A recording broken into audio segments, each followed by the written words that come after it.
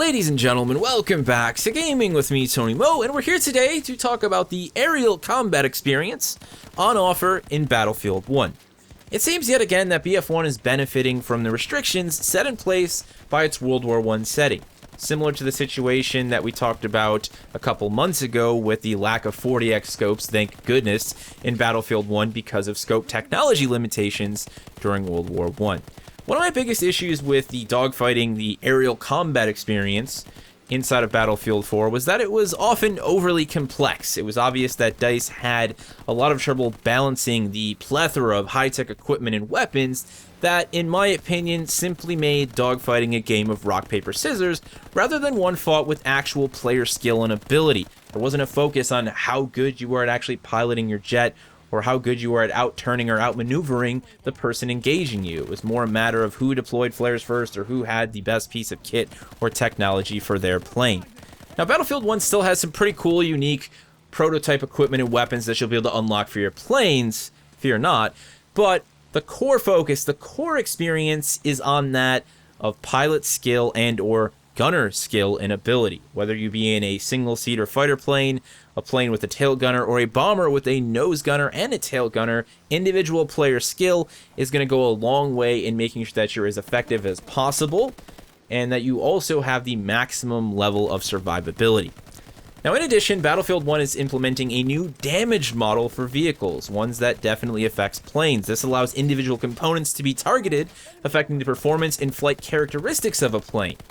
That means that you could potentially eliminate an enemy fighter while in a canyon dogfight by damaging his ailerons. Sending him crashing into a rock face and you claiming victory is an absolute inglorious possibility.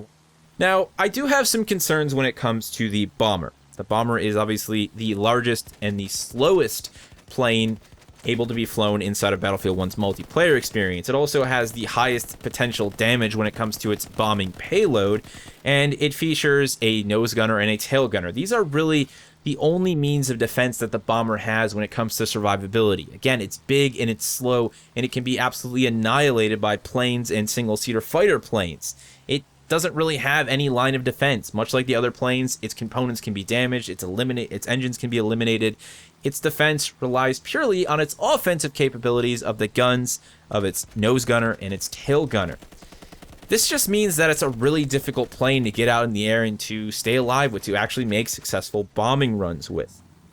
Now, it's going to be interesting to see how things go long term, but the way I look at it right now, DICE is very much trying to keep everything when it comes to aerial combat as skill-based as possible. They didn't push for unnecessary accessibility. They didn't give the bomber a bunch of armor just because it's slow. They made sure that, again, everything was focused around skill. If a bomber can get in the air with a really good crew, a nose gunner and a tail gunner, it should be able to defend and then continue to repair and attack objectives as long as players are playing to their, highest potential skill level. They're making sure that there's room for players to grow and that at the end of the day, the best pilots will be the ones that come out on top based purely on their skill, not just on the unlocks and the equipment that they've unlocked for their planes. I really, really like the idea of that, and I think a lot of people will agree that that is a much better route than the route that was chosen with Battlefield 4 and even with Battlefield 3. It also avoids, again, that push for too much accessibility that Battlefront struggled with, going past that line and building a game that really has no room for the player to grow, no opportunity for the player to develop and improve their skills. The last piece of the puzzle for me is really the way in which DICE has managed to stitch together everything going on up in the air with the people in planes, the people in bombers, and everything going down on the ground. Everyone boots on the ground in first-person combat, capturing points and completing objectives.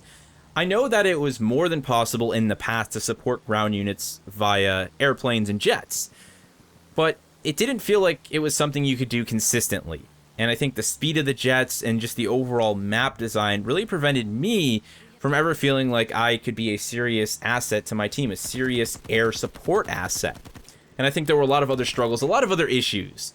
For the most part, dogfighting in Battlefield 4, being in a jet was like its own thing. Jets shot at jets, and every now and then you'd have a player who could actually kill ground units with a jet. But again, it didn't feel like a consistent support tool. That is definitely not the case in Battlefield 1. There's this really great sense of everything existing in the same play space, like it actually does. You know, I actually feel like myself and my pilot, we can go in, we can strafe Objective B, we can strafe Objective B, we can provide bombing runs and support to soften the enemy defenses to help our team make the push to capture an objective. And if you watch this gameplay, we do that often. In fact, we probably focused on supporting the troops on the ground more than we did on eliminating targets in the air.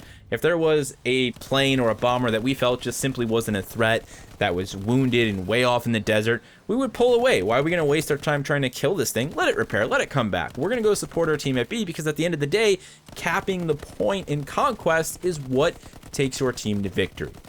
It just provided this wonderful sense of scale, atmosphere, and again, that connectivity between being a pilot and supporting your troops on the ground, whether it was your squad mates or your teammates. It was absolutely fantastic, and this is a word I use very, very rarely. It provided an outstanding sense of immersion. It really genuinely did. If I could actually see objectives in a proper manner with my HUD off, I would turn my HUD all the way off every time I got in a plane and just indulge myself in the dogfighting glory. I want to give a big shout out to my pilot in this footage. Completely random player, one of, if not the best pilot I've ever seen in Battlefield, and definitely the best pilot I've ever flown with in Battlefield 1. Their focus was outstanding. Again, not just on planes in the air, but on the objectives, on constantly supporting our team. And there's no doubt in my mind that we won, that we saw victory at the end of the day because of this person's ability to support the ground troops and to not get too caught up in self-glory up in the skies. At the end of the day, we had a combined total of 67 kills, and it was a glorious, glorious time in the skies. There's no doubt about that. I'm going to leave you guys with the rest of this clip. Enjoy, and I would love to hear you share some of your Battlefield 1 dogfighting or flying stories with me down in the comment section below. Thank you so much for watching, and I will see you in the next one.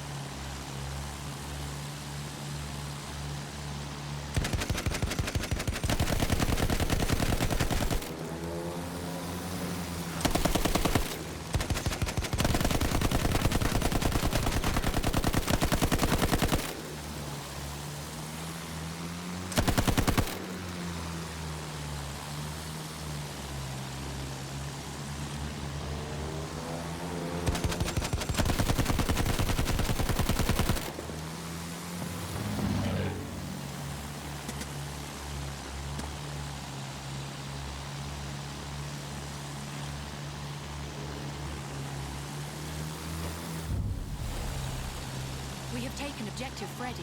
We have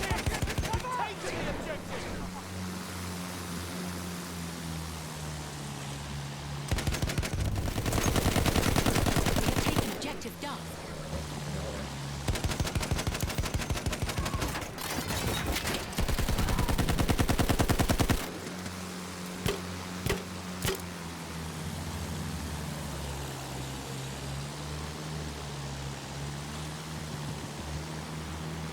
Enemy plane!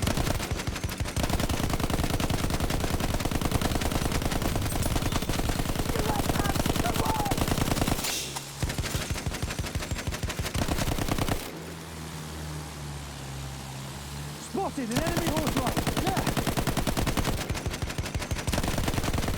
Over there! Body step!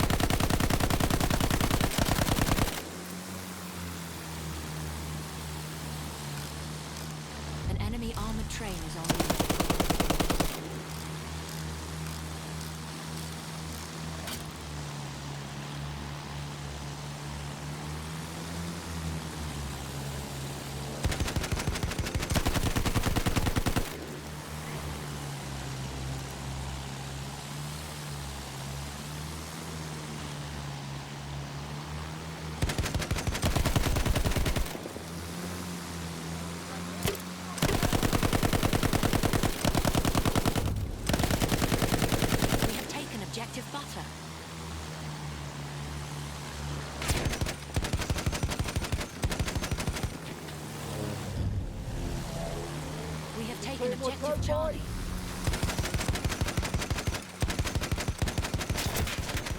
Let's go!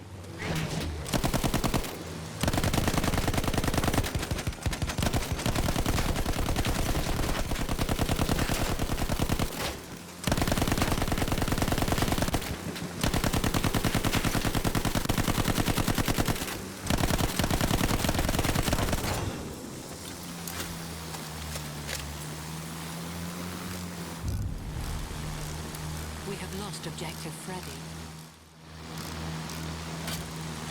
I can see one of their planes!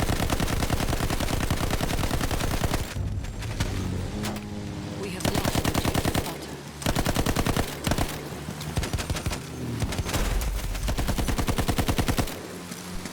Look up! Plane!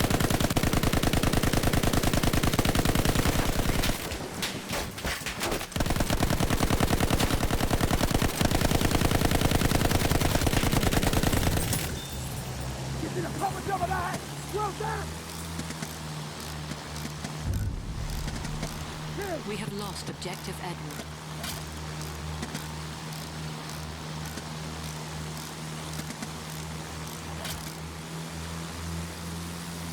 Sighting! An enemy plane!